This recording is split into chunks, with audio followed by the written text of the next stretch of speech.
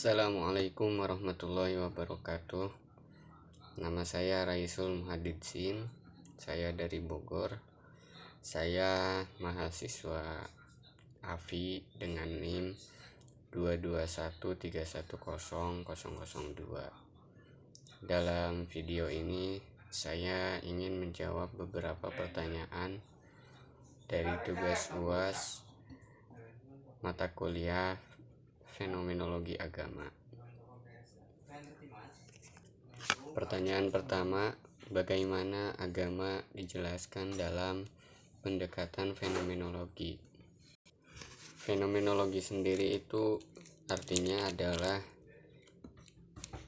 studi atau ilmu yang mempelajari tentang fenomena.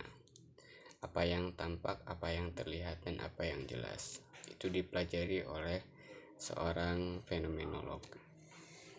Dalam konteks keagamaan,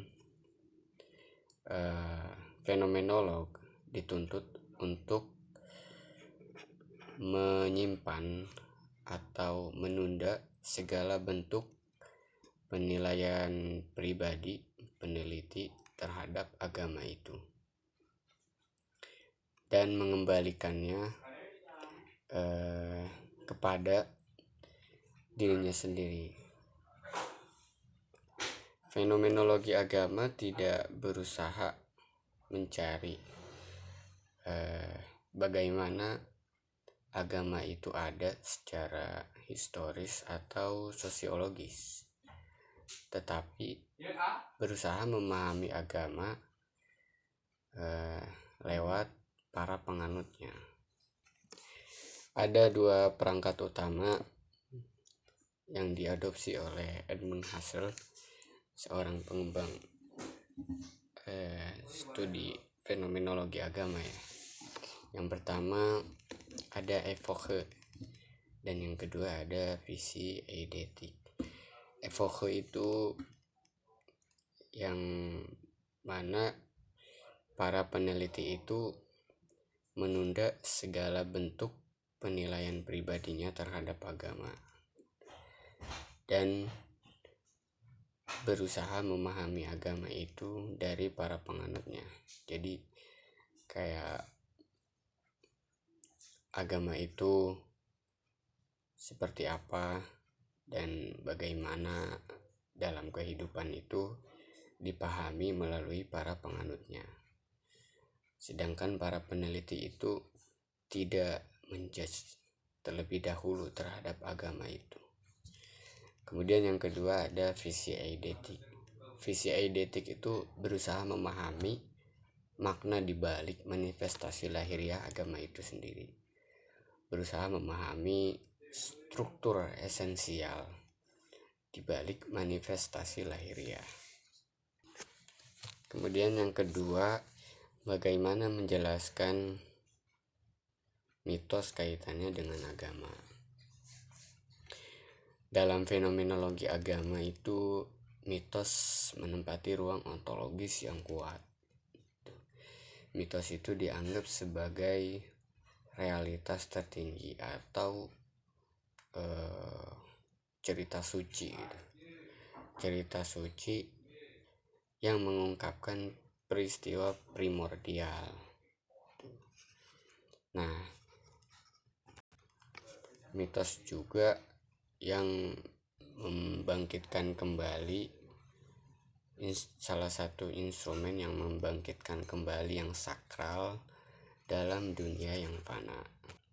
Pertanyaan ketiga, dalam hampir semua agama, hubungan manusia dengan yang ilahi tidak selalu langsung, tapi melalui perantara atau mediator. Mengapa demikian? Dalam pertanyaan ini ada satu konsep yang digagas oleh Mircea Eliade gitu. Mengembangkan tentang teori struktur universal agama gitu. Nah, yang mendasarkan pada pemisahan antara yang sakral dengan yang profan gitu.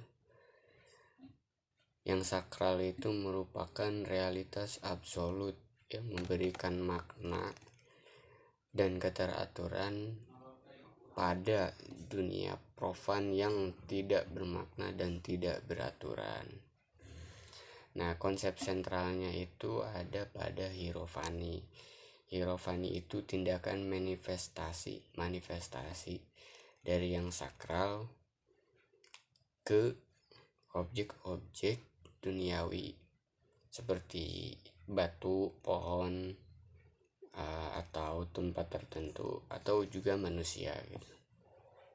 Nah,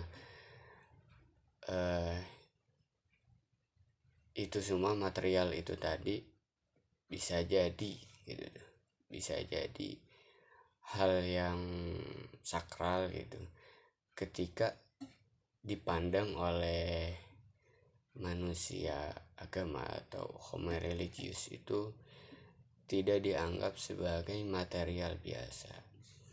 Atau ada pendapat lain dari Rudolf Otto gitu, karena agama ini merupakan pertemuan antara realitas tertinggi atau yang ilahiyah dengan